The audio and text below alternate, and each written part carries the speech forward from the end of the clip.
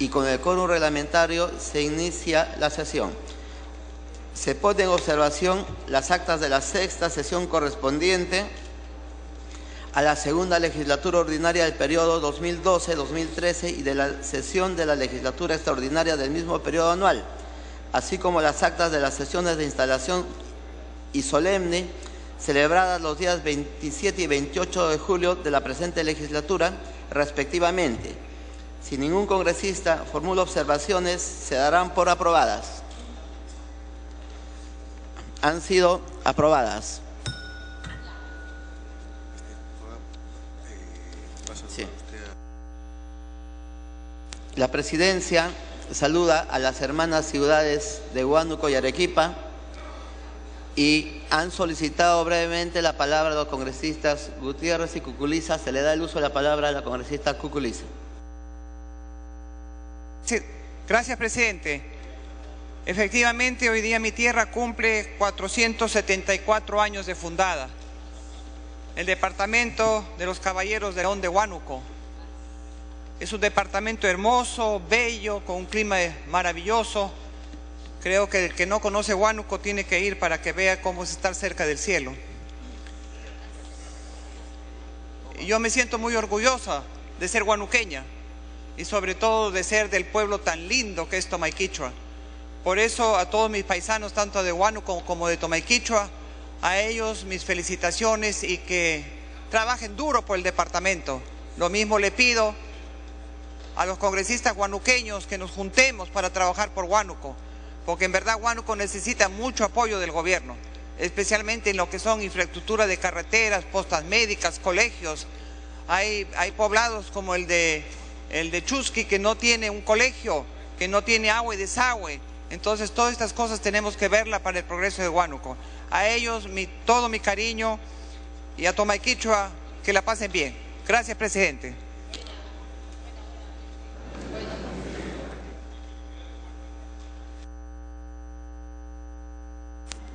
Gracias, congresista Cuculiza. Congresista Gutiérrez.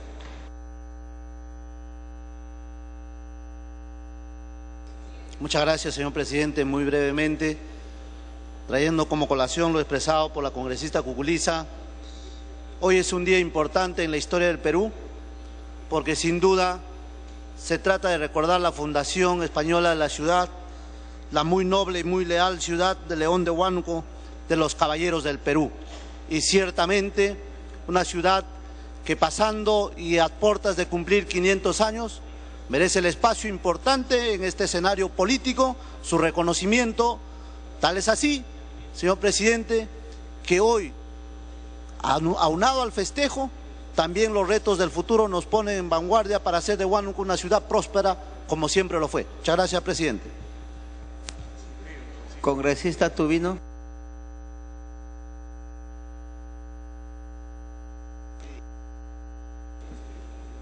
Muchas gracias, señor presidente. Muy buenos días, colegas. Señor presidente, la región Ucayali está en paro general. Y es un paro general que viene desde el día de ayer por 48 horas en reclamo a un decreto legislativo 1126, en la cual afecta a las regiones amazónicas en un tema que es de uso común de la población. Está bien luchar contra los insumos químicos. Ahora vamos a tener al ministro del Interior. Vamos a hablar del tema. Me parece muy bien que se luche contra los insumos químicos, pero incluir la gasolina y los combustibles, que quien compra más de 15 galones de combustible tiene que hacer un trámite ante la SUNAT, es una exageración, porque nuestra Amazonía es la región olvidada del Estado peruano. No hay en nuestras vías de comunicación, que no las hizo el hombre, las hizo Dios, los ríos. En esos ríos no hay estaciones de servicio. En esos ríos uno tiene que llevar su combustible para poderse desplazar de un lugar a otro. Pero pedir que cada comunidad nativa, que cada quien que está en su pequepeque, gente humilde, tenga que hacer un trámite por comprar más de 15 galones, por favor, es una exageración, señor presidente.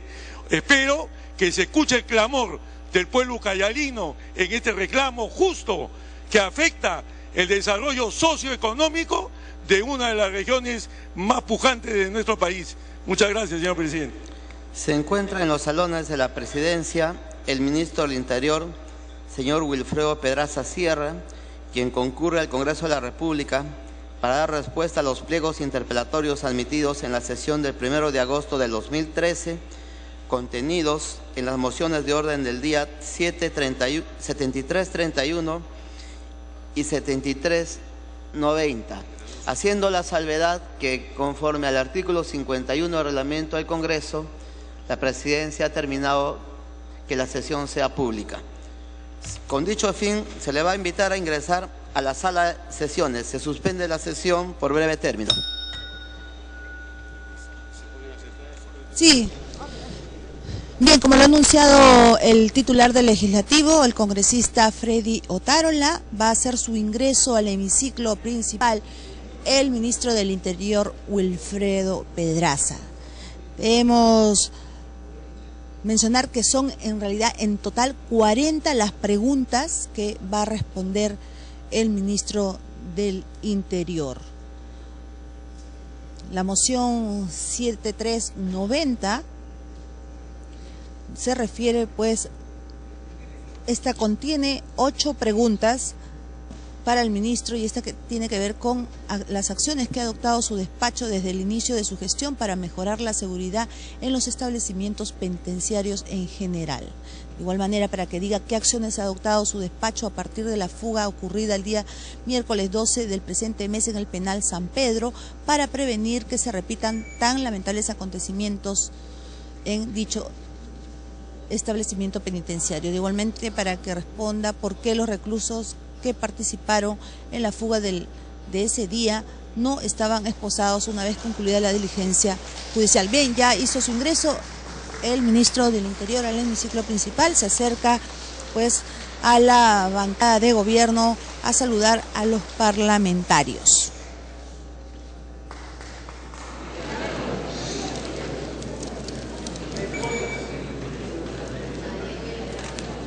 Se reanuda la sesión. La presidencia y la mesa directiva se complacen en expresar su más cordial saludo al ministro del Interior, señor Wilfredo Pedraza Sierra. Se va a dar lectura al artículo 131 de la Constitución Política del Estado y al artículo 83 del Reglamento del Congreso de la República. Constitución Política del Perú, artículo 131. Es obligatoria la concurrencia del Consejo de Ministros o de cualquiera de los ministros cuando el Congreso los llama para interpelarlos. La interpelación se formula por escrito. Debe ser presentada por no menos del 15% del número legal de congresistas. Para su admisión se requiere el voto del tercio del número de representantes hábiles. La votación se efectúa indefectiblemente en la siguiente sesión. El Congreso señala día y hora para que los ministros contesten la interpelación. Esta no puede realizarse ni votarse antes del tercer día de su sesión ni después del 10º. Reglamento del Congreso de la República. Artículo 83. Interpelación de los miembros del Consejo de Ministros. El procedimiento de interpelación al Consejo de Ministros en pleno o a cualquiera de los ministros se desarrolla de acuerdo con las siguientes reglas. Inciso A. El pedido de interpelación se formula mediante moción de orden del día firmada por no menos del 15% del número legal de congresistas y acompañada del respectivo pliego interpelatorio. Tiene preferencia en el orden del día y es vista antes que cualquier otra moción pendiente en la agenda. Inciso B. Para la admisión de la moción de interpelación se requiere el voto de por lo menos el tercio de congresistas hábiles. La votación se efectúa indefectiblemente en la siguiente sesión, aquella en que se dio cuenta de la moción. Inciso C. El Pleno del Congreso acuerda día y hora para que los ministros contesten la interpelación, lo que les será comunicado con anticipación acompañando el pliego respectivo. La interpelación no puede realizarse en ningún caso antes del tercer día siguiente a la votación ni después del 10º. Si fuera necesario, se cita para este efecto a una sesión especial.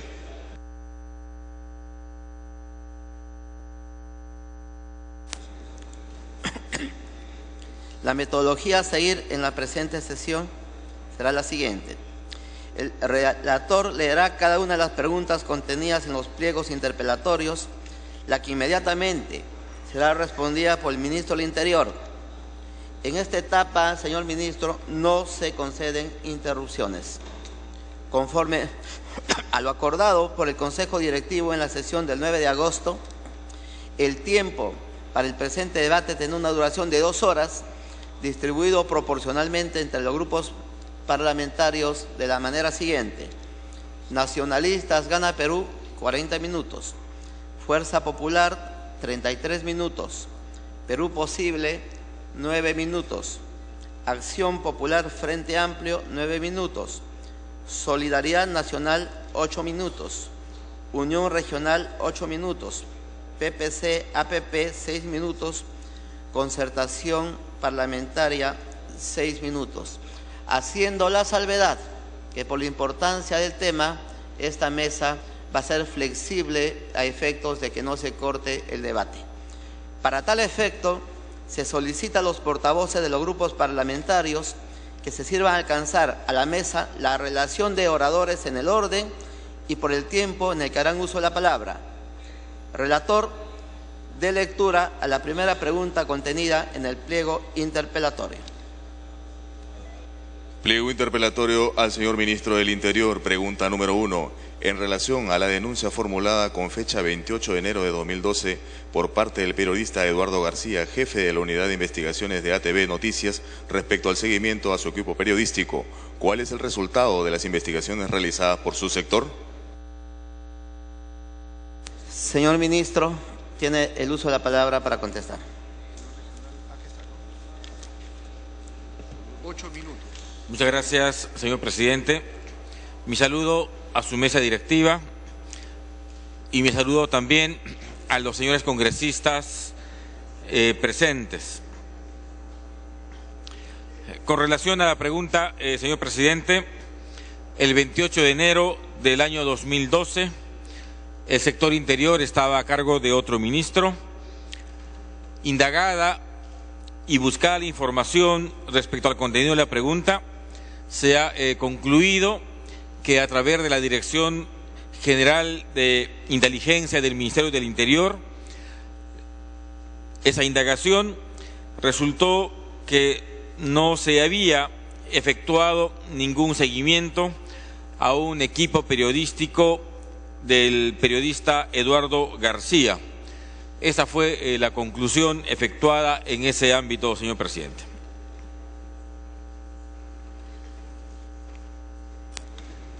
Siguiente pregunta.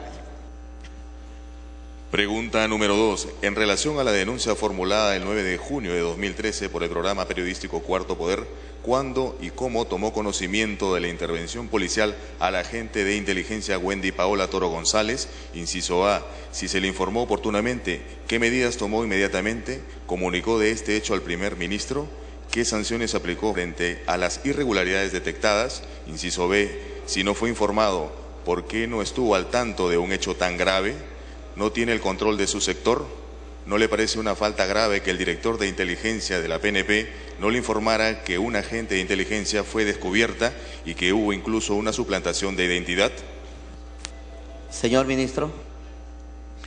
Gracias, presidente. La pregunta tiene varias hipótesis. En primer lugar, tengo que señalar que, como es de conocimiento público, un reportaje del programa Cuarto Poder, emitido el 9 de junio del año 2003, denunció que 3 personas estarían siendo objeto de seguimiento por parte de agentes de inteligencia de la Dirección de la Policía Nacional. Como en su momento informamos ante la Comisión de Inteligencia del Congreso de la República, en realidad se trató de una acción de inteligencia que tenía por finalidad identificar a ciudadanos de nacionalidad colombiana vinculados con hechos delictivos como la extorsión, el lavado de activos, el sicariato, préstamos de dinero por goteo, cobros compulsivos, entre otras actividades. Esta investigación o esta indagación de inteligencia se venía llevando a cabo simultáneamente en 3 distritos de nuestra capital. Tomé conocimiento de estos hechos luego de emitido el programa en Cuarto Poder, es decir, el 9 de junio del año 2003. En ese momento también me informé de la intervención de la citada agente policial que fue descubierta. No se me informó previamente de esta acción de inteligencia, pero durante la emisión de este programa en Cuarto Poder, llamé por teléfono al director de la DIRIN y le pedí una explicación sobre el contenido de ese programa. Me informó que se trataba de una acción de inteligencia a un grupo de ciudadanos colombianos por las razones que antes he señalado, y negó enfáticamente cualquier seguimiento de carácter político. Por ello, señor presidente, le dispuse que formule precisiones de un modo inmediato a través de la misma televisora, y dispuse también que, concluida su intervención y en el término de la distancia, me trajera toda la documentación que sustente su afirmación, es decir, esa acción de inteligencia. Y así ocurrió. En la distancia me entregó un plan de inteligencia, la 075-13, así como los resultados preliminares que este grupo había logrado hasta entonces. Se trataba de fotografías, de videos, de documentos públicos obtenidos los días anteriores, y que yo al día siguiente, 10 de junio, los exhibí ante la Comisión de Inteligencia del Congreso de la República. Con esa información preliminar y por vía telefónica, puse en conocimiento de estos hechos al señor primer ministro esa misma noche, ese domingo. Respecto a las sanciones que se aplicaron, dispusimos una investigación disciplinaria que concluyó con la sanción de 2 oficiales y una suboficial. Las sanciones, señor presidente, no tienen relación con actos de seguimiento, sino tienen relación por la falta de diligencia e inobservancia en los procedimientos aplicados en un operativo de esa naturaleza. Debo informar también que los resultados preliminares obtenidos por esa acción de inteligencia fueron de conocimiento de la 29 Fiscalía Provincial Penal de Lima, que hasta hoy mantiene abierta la investigación. Se pregunta también en la misma interrogante, ¿por qué no estuve al tanto de un hecho tan grave? La acción de inteligencia, señor presidente, venía siendo ejecutada por personal de la DIRIN, cuya dirección, como todos sabemos, integra la estructura de la Policía Nacional. Por eso, los ámbitos o las acciones que realiza DIRIN corresponden al ámbito estrictamente policial, y por esa razón no tienen necesariamente que informarse a mi despacho, tal cual ocurrió en este caso. Lo que sí me corresponde conocer son los resultados relevantes de esas acciones de inteligencia que son plasmadas en las llamadas notas de inteligencia. Las notas de inteligencia, reitero, con contenido relevante, sí vienen a mi despacho a través del director general de la Policía Nacional. Cada mes, señor presidente, se producen miles o cientos de notas de inteligencia, apreciaciones, notas de información, planes de inteligencia, que sería absolutamente imposible conocer todas por un tema de función. Por esa razón es que no es posible que estos temas necesariamente se informen a mi despacho, porque, reitero, se trata de investigaciones preliminares que se realizan en el ámbito de la Policía Nacional. Importante también decir, para concluir con esta pregunta, que de acuerdo a la organización de la Dirección de Inteligencia de la Policía Nacional, los planes de inteligencia son aprobados por el director de la DIRIN, de cuya aprobación tampoco se informa usualmente al director general de la Policía Nacional, porque esa es su función ordinaria. A nivel operativo, los planes son implementados por cada jefe de división, que está siempre a cargo de un coronel de la Policía Nacional. Luego, otro oficial superior responsable de la ejecución directa de ese plan, quien conduce el trabajo de campo. Esa estructura, presidente, supone responsabilidades, pero supone también control, y así está claramente establecido en la ley de la Policía Nacional y en sus propios reglamentos. Siguiente pregunta. Pregunta número 3. Usted ha señalado que estas acciones respondían a un plan de inteligencia previa. ¿Existe un plan operativo e inteligencia que detalle el tipo de acciones a realizar? ¿En base a qué informaciones y o pedidos, notas de inteligencia se designó este grupo de personas intervenida el 19 de mayo de 2013? ¿Quién ordenó esta tarea y en qué consistía? Puede responder, señor ministro. Gracias, presidente. Sí existe un plan de inteligencia, el 075-13-DIRIN, formulado el 21 de mayo del 2013 y que fue elaborado por la División de Búsqueda de la Dirección de Inteligencia de la Policía Nacional. En el numeral C de este plan de inteligencia se dice con mucha claridad que existen personas mafiosas de nacionalidad colombiana que vienen imponiendo por la fuerza su accionar delictivo a través de diversas modalidades ilícitas en Lima y Callao y en otras zonas del país.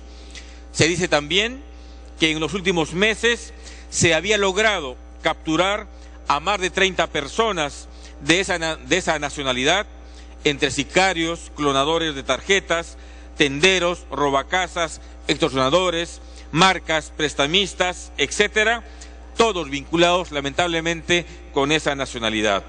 Se dice también en el numeral 2, misión de este plan, que la finalidad de este plan será identificar y capturar a esas personas que venían operando en Lima, Miraflores, Los Olivos y San Martín de Porras. El plan, presidente, se asigna como comando operativo al jefe de división de búsquedas, un coronel, y en el anexo 1 de este plan se designa al personal operativo, un mayor, un capitán y 6 oficiales. Pero además, por necesidad de servicio, el 27 de mayo de 2013, el jefe de la división de búsquedas asignó 4 efectivos adicionales por el tiempo que debía de durar la ejecución del citado plan. Se suma así al equipo antes señalado un mayor, un capitán y 2 suboficiales, una de ellas la suboficial descubierta en plena acción de inteligencia. ¿Quién designó este personal? El llamado por la ley, y es, presidente, el coronel jefe de la división de búsqueda, porque esa es su competencia, designar al comando operativo que realice los trabajos de inteligencia. Gracias, señor ministro. Siguiente pregunta. Pregunta número 4. ¿Puede detallar si las acciones de inteligencia se basan en una solicitud fiscal o judicial? ¿Por qué no se encargó a la unidad especializada de la DINANDRO dicha investigación y operativo? Puede responder, señor ministro. Gracias, señor presidente. Las acciones de inteligencia, presidente, se ejecutan sin presencia y participación del Ministerio Público ni del Poder Judicial. Y eso ocurre así porque se trata de una acción estrictamente policial en el marco del Decreto Legislativo 1148, Ley de la Policía Nacional. La citada norma establece que la Dirección de Inteligencia es una unidad de apoyo de la Policía Nacional que tiene la tarea de proporcionar conocimiento útil o inteligencia para la ejecución de operaciones de las otras unidades de la Policía Nacional. Así lo establece también el Manual de Organización y Funciones de la DIRIN, así como el Manual de Doctrina y Procedimiento de Inteligencia y Contrainteligencia Policial que se aprobó el 17 de mayo del año 2006. De manera que, tratándose de una investigación estrictamente policial, nunca, ni antes ni hoy, se ha requerido de presencia de fiscal ni de autorización fiscal ni judicial, porque por el volumen de acciones de inteligencia que se llevan a cabo no podría ser acompañada siempre ni por un fiscal ni por un juez. Lo que sí es imprescindible, presidente, es que cuando la DIRIN genera notas de inteligencia con contenido de investigación y son derivados a las unidades especializadas de la policía para generar investigación, en esos casos sí, resulta obligatorio la participación del fiscal o del juez en caso corresponda. Por ello, para resumir, distinguimos los actos de investigación que comprenden o están en la esfera estrictamente policial con los actos de investigación que sí corresponde la participación del fiscal, no solo su participación, sino su conducción, y cuando corresponda de un juez. Y eso ocurre, solo presidente, cuando ha concluido el ciclo de producción de la información, es decir, cuando la DIRIN ha logrado conocimiento útil para su difusión y explotación por otras unidades de investigación, otras unidades especializadas de la Policía Nacional. Gracias, señor ministro. Siguiente pregunta. Pregunta número 5. ¿Qué ciudadanos colombianos que integran supuestamente bandas de delincuentes dedicadas al tráfico ilícito de drogas y amenazas para cobro de cupos se seguía? ¿Cuál es el propósito de dicho seguimiento? ¿Cuáles fueron los resultados alcanzados? ¿Por qué no se dio a conocer a la Fiscalía dicho operativo? Exhiba y entregue a la representación nacional los documentos que sustenten sus respuestas. ¿Puede responder, señor ministro? Gracias, presidente. La acción de inteligencia que se venía llevando a cabo en varios distritos nos había permitido ya identificar por lo menos a 5 ciudadanos de la nacionalidad mencionada con sus nombres y documentos de identidad. Habíamos logrado también valiosa información respecto al lugar y lugares donde ellos venían reuniéndose.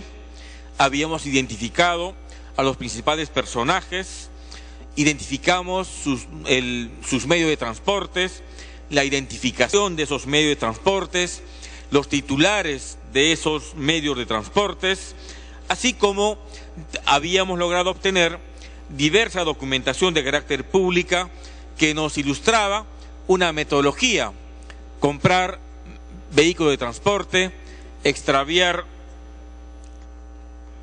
documentos de titularidad, sacar copias, obviamente con la finalidad de esconder la identidad y la titularidad de esos vehículos.